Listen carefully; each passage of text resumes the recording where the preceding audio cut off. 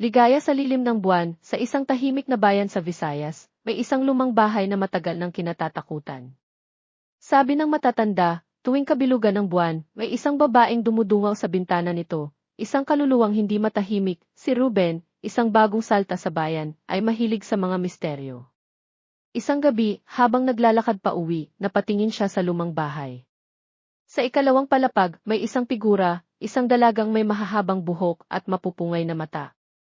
Sa kabila ng takot, hindi niya magawang umiwas, simula noon, gabi-gabi niyang inaabangan ang dalaga.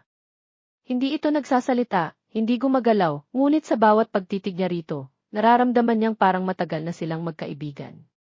Parang may lihim na lambing sa tingin nito, isang pangakong hindi niya maipaliwanag, ngunit habang lumilipas ang mga araw, unti-unting nanghina si Ruben.